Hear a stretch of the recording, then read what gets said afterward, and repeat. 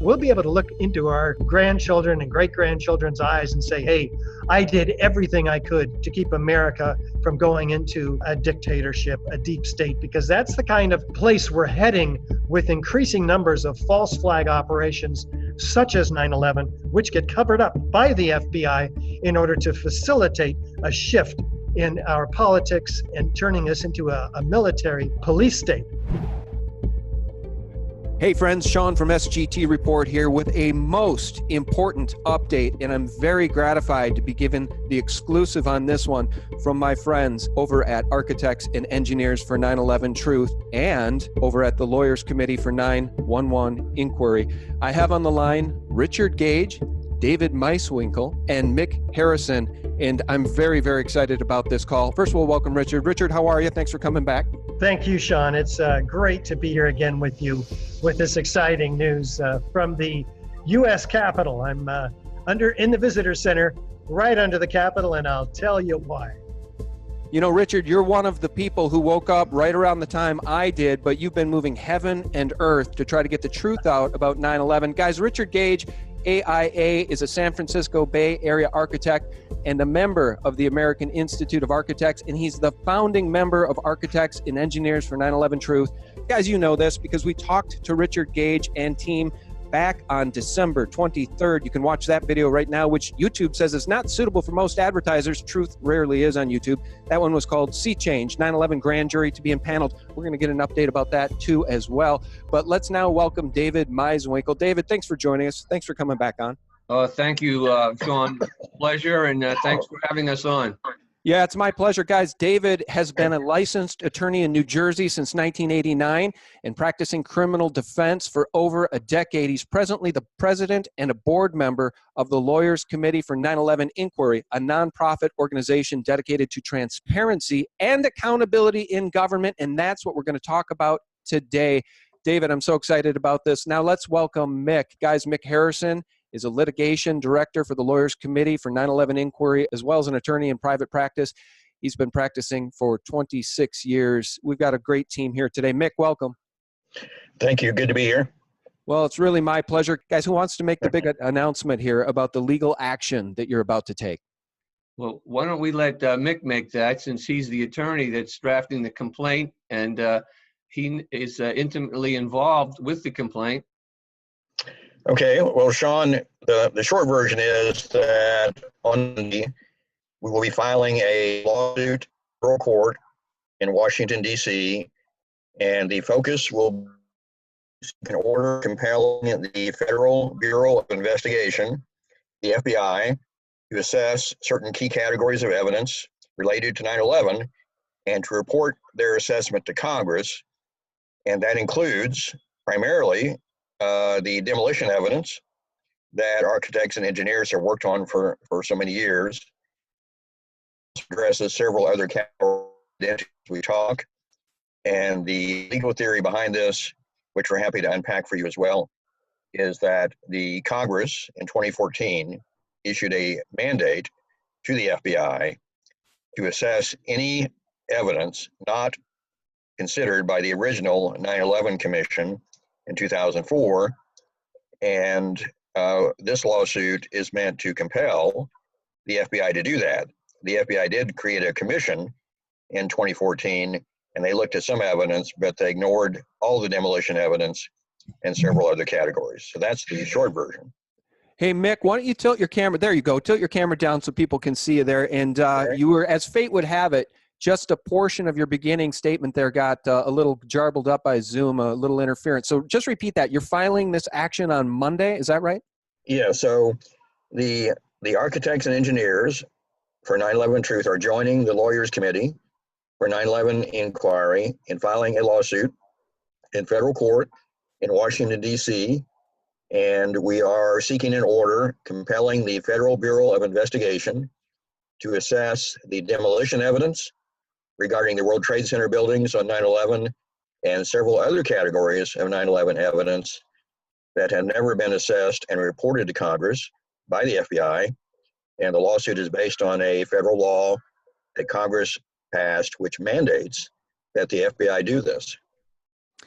All right. Well, that's very interesting. To those of us who've been following the FBI's practices for any length of time, it may not come as a shock that they didn't properly investigate what happened on 9/11. Richard, it's my understanding that they're mandated to do so. Do you want to talk about the 9/11 Review Commission? Yeah, this was a commission that Congress formed in order to collect the evidence from the FBI. And the FBI was required to produce a report that included any and all evidence that the 9/11 Commission did not actually see or take into consideration. So one of those pieces of evidence was substantial. In fact, it's our entire documentary on the destruction of the Twin Towers and Building 7 on 9/11. And the FBI wrote back, the Assistant Counter Chief Terrorism, Anti-Terrorism Unit, Michael Heimbach. He wrote back and said, Mr. Gage's, that's me, his research appears to be thorough research and analysis is what it amounted to. And that's available on our website, that letter, at AE911Truth.org/FBI. It's that simple. And so very exciting opportunity for us to get our evidence into discovery. What we're talking about particularly is the explosive evidence of the destruction of Building 7, a 47-story skyscraper that drops like a rock straight down uniformly, symmetrically in the afternoon of 9/11 after witnesses heard explosions. It drops at free fall acceleration as fast as a bowling ball falling out of the sky. So forgive some of the background noise here. We are, in fact, in the Capitol, U.S. Capitol building, because we never waste an opportunity here. If I'm in town for an exciting press conference that Mick and Dave will be announcing in a minute on Monday, we're going to go and we're going to talk to legislators such as Congressman Mark DeSaulnier, AOC, Oscar Cortez, and Representative Omar, and many others who we're bringing to their attention the legislative draft legislation, which will call for a new investigation of the destruction of these towers.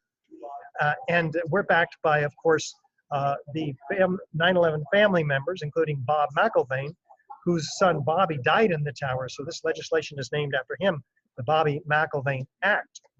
So we brought this to their attention today. We'll do it again on Monday, and then we go back to the Bay Area. So I can get into more of this specific evidence in a moment after we hear from Mick and Dave. Yeah, it's very exciting. Let me ask you, though, before we move on, Richard, kudos to you for having the cojones to walk through the mire, to walk through the muck in D.C. to try to talk to these representatives. You may want to reach out to Devin Nunes, who just filed a $250 million lawsuit against Twitter. Maybe he's finally ready to tackle some truth in regards to 9/11. Do you think you'll be able to find any willing reception of this information by any Congress critter? It just seems like this topic is one that's off limits for the government and has been since day one. You guys have been doing all of the research and investigation NIST should have done. Again, kudos to you, but I don't hold out a lot of hope that these Congress critters or people in the Senate are going to get behind this and help us with a real investigation into what happened on 9/11. You know, that there may be some precedent already started. Late Walter Jones, he was very instrumental in getting the 28 pages released. And some other people, in Bob Graham, with his initial joint inquiry back in 2002 to start things off. And he's sort of been adamant to get some of this information out. What we're announcing today is very historical. We're basically co-plaintiffs with the architects and engineers, which have been the lead organization for Truth, 9/11 Truth, for the last 10 years. The lawyers committee in the grand jury petition, we packaged a lot of their evidence and put it into before the U.S. Attorney in the Southern District in New York. And the grand jury has been the result of that, at least it's our understanding. And we've taken it now a step further. Not only did this complaint, now this is a lawsuit, The grand jury petition was basically a petition, and that was a requirement from them to do what we had asked them to do. But this is something totally different in the regards that we are actually suing the FBI and the Department of Justice, and in particular for the failure to access evidence that should have been presented to the 9/11 Commission. So the evidence, of course, is the ground zero evidence, the destruction of the trade centers through explosive controlled demolitions and bombs. But in addition to that, there is new evidence or new accounts here, some of them that we can talk to you about in detail to the public, and some of them are just, we're still forming them. We know the general areas. So one of the areas that is particular has been evidence regarding people that were celebrating apparently celebrating and documenting the crime as it happened, and were arrested in New Jersey. So that will be a count in there. There will be a count in there about destruction of evidence. And there will be other counts in there, possibly and probably, and our attorney, we're going to defer to Mick on that, having to do with some kind of Saudi connection, also having to do with evidence relating to plane parts, evidence related to cameras, evidence related to witnesses that should have been disclosed. So I will defer to Mick if he wants to go into that area at all, but I just want to underline for the public that this is a first time.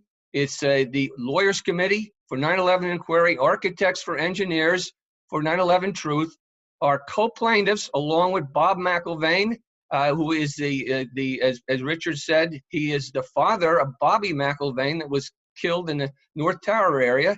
And as we proceed now, we're uncharted territory, and we're trying to get the federal government to do what they're required by law to do. Before we go back to you, Mick, I want to say a shout out to Bob McIlvaine. Early on, boy, watching so many interviews and his testimony, his heart-wrenching testimony about the loss of his son who he loved so very much. Shout out to Bob. Guys, it's my understanding that most of these 9/11 families took settlements early on from the government, and basically that was hush money, and I don't think Bob McIlvaine ever did, which is why to this day he's able to speak truth and does. So a shout out to Bob McIlvaine. All right, this is very exciting. New evidence. You mentioned new evidence. You also mentioned the fact that there was perhaps people videotaping and documenting this. Now, we know that's true as it relates to what appear to be some Mossad agents, potential Mossad agents, who were arrested and then shipped back to Israel 65, 75 days later, and then they went on a talk show saying our purpose was to document the event. We are coming from a country that experiences terror daily. Our purpose was to document the event. Is that what you're talking about, or are you talking about even more, things we don't know, Mick? Well, the people you're talking about are the subject of one of our accounts in this lawsuit. The FBI refers to them as the high-fivers, and they did self-identify themselves as Israeli. The focus of this lawsuit is to force the FBI to assess that evidence and report their assessment to Congress. When I say FBI, technically the law requires an external, independent assessment of the evidence to be reported by the FBI to Congress. And that's what we're seeking an order from the federal court to require. To our knowledge, the FBI has never done that, even though we have the FBI reports on the arrest of these high-fivers. And as you know, and a lot of folks out there know by now, even though I'm not sure Congress understands it, that these folks were celebrating, strangely enough, the attacks on the World Trade Center, including apparently at the time of the first aircraft attack from the witness interviews I've read. So we're trying to mandate, get an order to mandate the FBI to tell the Congress what their independent external assessment of this evidence is, something which hasn't happened, notwithstanding the passage of 18 years now. So that's a big part of this lawsuit. And I wanted to also just mention that I'm very proud to represent Bob McIlvaine, as well as the Lawyers Committee and AE in this case. And I agree with you, he's been really a stalwart in supporting the truth coming out on this. Very much an admirer of Bob. But let me also note, Sean, that your question to Richard about, is there any real hope of Congress getting involved in a constructive way on this, I think it's a very timely question for this particular lawsuit, because keep in mind, the entire legal basis for this lawsuit is a mandate from Congress. So what we're trying to do is get the FBI to do what Congress has asked them and actually ordered them to do. And one would hope that there would be members of Congress who would support us in requiring the FBI to do what Congress has requested. And that is to inform the FBI, pardon my voice, inform the FBI of their evaluation of this key evidence, and which is long overdue. So I'm actually optimistic that when this lawsuit is filed, we may get one or more members of Congress to explicitly support it. Well, I hope so. I'm skeptical just merely because of the power of AIPAC and the ADL, and the Congress folks all seem to essentially sign pacts to back Israel. It just seems like there's so much bad news for Israel in the truth about 9/11, Saudi Arabia as well. Who wants to weigh in on the likelihood of this going anywhere? Because look, I'm in your camp, guys. I'm so proud of you guys for doing what needs to be done. You're like Judicial Watch. Tom Fenton over there doing the work that the FBI won't do and the DOJ won't do as it pertains to Clinton emails, Uranium One, Fusion GPS, Christopher Steele, phony dossier. You guys are doing the work that NIST and the FBI and the DOJ should be doing but haven't done. So God bless you for this lawsuit.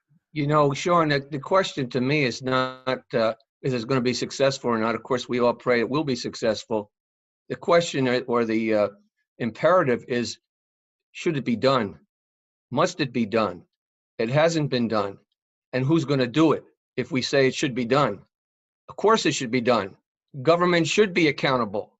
Government should be transparent. That's all we're asking for.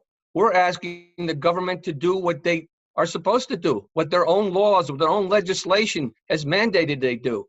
So basically, we're sort of like a watchdog to remind government, hey, parts of you aren't doing the things that you're supposed to do. So I think it's going to be successful. It has a great opportunity, and it never will have an opportunity unless you try it. So we're trying it. So at the same time we're doing this, this is also not only we co-play this with architects and engineers, but we're starting a new fundraising drive to pay for the legal work that's involved in here. So anybody that wants to help and get involved and wants to support what we're doing, if you contact will be a button on lc4for911.org. You can go on our website, lc4for911.org, and make a contribution. And you can do the same with AE911Truth.org. And again, that will go towards financing this I will say operation, this project, this very worthwhile historic project. Yeah, guys, let's do that. Crowdsource justice here. A lot of people email me and say, how can I help? How can I get involved? And God bless my patrons. I sure do appreciate you guys are keeping me in the game as the rules are changed in the middle of the game with these algorithm changes and the social media giant crackdowns on truth. But let's get behind this. If we could get 10,000 of y'all, and by the way, guys, I have the most generous audience in the world. They're just wonderful people. If 10,000 of y'all would go over there, and I'll leave the link below this, click the donate button and pitch in $5. Pitch in $10. There's no reason we can't raise $100,000 for this effort. So I'll put that link below this video in the more info section. Richard, God bless you, man. You've been at this for as long as I can remember. I just don't know how you do it day in and day out. Where do you find the passion to continue? I guess you guys are pushing a boulder up a mountain, and you are to be applauded for it. Because, Richard, honestly, man, if it weren't for you dropping everything, changing your life, and founding AE911Truth, Architects and Engineers for 911Truth, I don't think we'd be here right now having this conversation. I know you and I wouldn't, but I don't think I'd be here with David Meiswinkle and Mick Harrison either. No, we've assembled the evidence, Sean, over the last dozen years since I first heard David Ray Griffin on the radio. Driving my van back to the office, I was just stunned to hear the kind of information and eyewitnesses of explosions before the towers ever collapsed. This is what the FBI has not reported to the 9/11 Review Commission. And this is what the 9/11 never appeared in the original 9/11 Commission report. The American people have been lied to, and more importantly, I've been lied to, right? I got really really angry when I realized that this is the scam of the century, the crime of the century, and it's been unprosecuted. And this was 12 years ago. So I still seem to have the same passion that I had. And thank God the Lawyers Committee for 9/11 Inquiry has now come about. I mean, they've got formed, and Mick has put so much work and all of the lawyers over there into this lawsuit against the FBI, forcing them to put this information into an amended report. And we're talking hundreds of hours. So we're raising funds for that effort, and that is why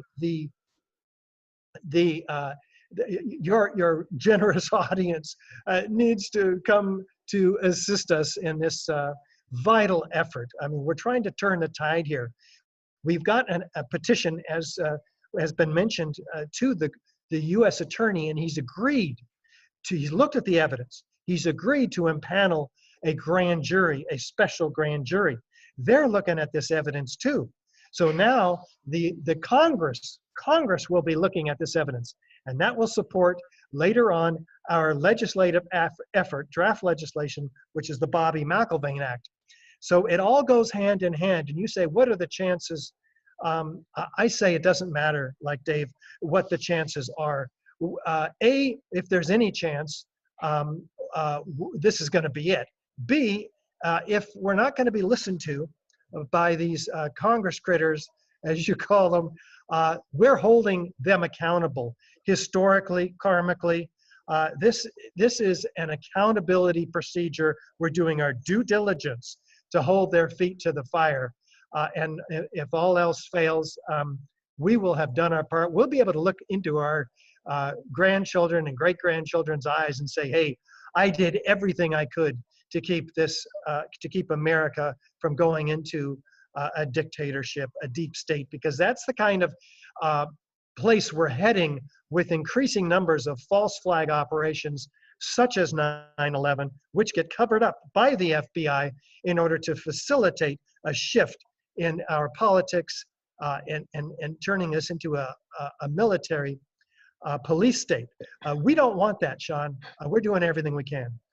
You know, it occurs to me that as we're having this conversation, I mentioned that the social media giants and Google and YouTube are changing their algorithms at the behest of the mainstream media, by the way, to filter out what they're calling misinformation. And it just strikes me that within that category of misinformation, subjects that they consider misinformation, is 9/11 truth.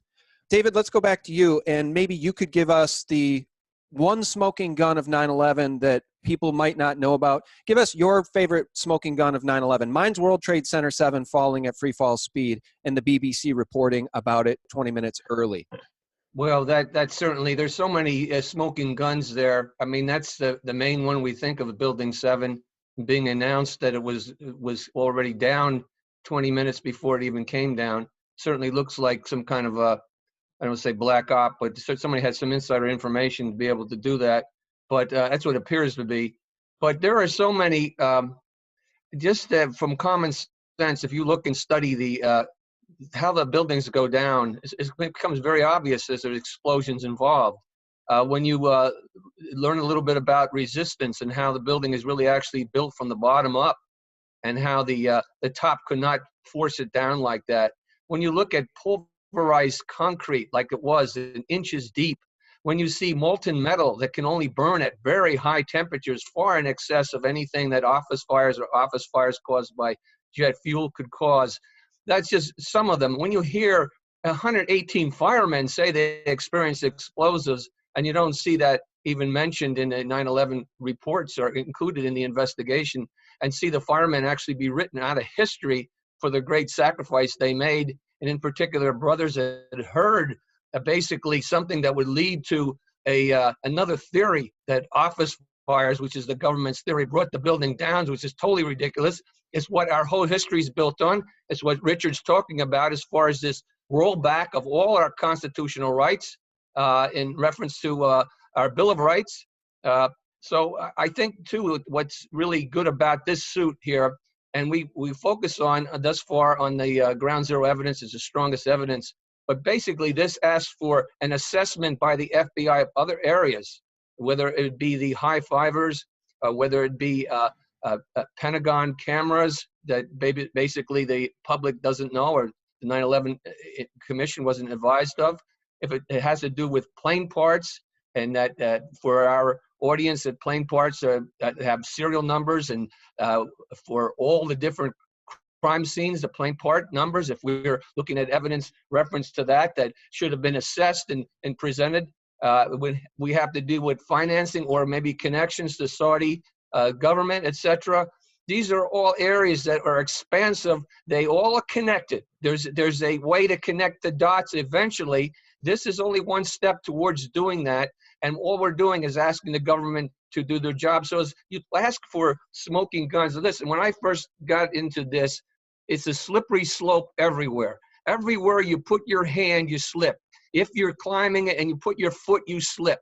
There is nothing truthful, it seems, from my perspective, and I'm talking individually now, it's not we haven't decided this as the lawyers committee, what I'm saying at this moment, but my personal opinion, I think most of the people would agree, is that, as I said, it's a slippery slope. Truth is hard to find in the official agenda here, our official regimen of what's been put out there. So we're, in a sense, rewriting history. That has to be done. We're interested in truth. We're interested in justice. And you mentioned Bob McIlvaine lost a son. 3,000 people lost their loved ones at that day. But we all lost the heart and soul of our country that day. We want to get it back, and we will get it back.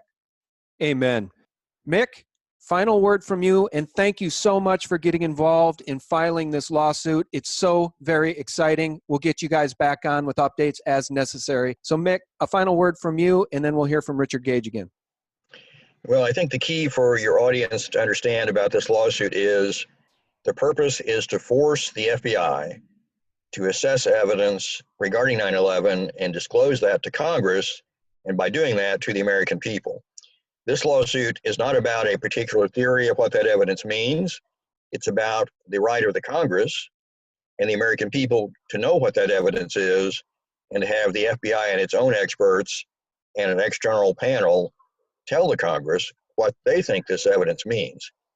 So that's the key. It's a right to know sort of lawsuit, and it's based on a congressional mandate, which we do hope that the Congress will come around to support us on, because we're attempting to force the FBI to do what Congress has ordered them to do. So that's the gist. All right. Well, it's patriots like you guys that are going to keep this thing alive until we get justice, come hell or high water. I want to say one thing before we go, and we'll throw it back to Richard here. Matthew 10:26. I'm going to read this from the New Living Translation. I usually do King James, but I like this particular take on it. But don't be afraid of those who threaten you, for the time is coming when everything that is covered will be revealed, and all that is secret will be made known to all. You guys are helping us get there. Richard, final word from you. Yes, well, the FBI has already assessed the evidence of AE911Truth, and they say that it's backed by thorough research and analysis. So they're going to be compelled to include such a recommendation assessment to Congress in an amended report. So we're very excited to get to force the FBI to be truthful in this matter. So I just once again want to encourage everybody to donate to the at lc4911.org or at AE911Truth.org/FBI. This is a huge turning point, just like the impanelment of a special grand jury. So we're very excited at AE911Truth, and thanks for the opportunity, Sean, to bring this information to your audience. Oh, it's my absolute pleasure. And guys, everybody listening right now can be a part of this incredible time, this incredible moment in history where we, the people, stand together with these fine gentlemen, these three patriots, and we, the people, help back this to get to the justice, to get the justice and seek the justice and find the justice that we all so deserve. And of course, the justice that Bob McIlvaine's son deserves. May his soul rest in peace. Gentlemen, thank you so very much for your time. I very much appreciate it. David Meiswinkle, Richard Gage, and Mick Harrison. God bless you. Thank you. Thank you. Thank you, Sean. All right. And guys, thank you so much. Spread this far and wide. You have my permission to rip this, download it, and re-upload it. I don't do that hardly ever with my videos. You can do it with this one. It's that important. And guess what, guys? Truth is not suitable for most advertisers on YouTube. Let that sink in. All right, gentlemen. Thank you. Thank you, guys. And we'll get you back on as soon as you want to come back on with further updates. Thank you very much. Right. Thanks, guys. All right. Thank you, gentlemen. And friends, for real news 24/7, do visit us at sgtreport.com. God bless. Bye-bye. All right. Thank you. When you use Google, do you get more than one answer? Of course you do. Yeah, of course. Well, that's a bug. We have more bugs per second in the world. There Because we should be able to give you the right answer just once.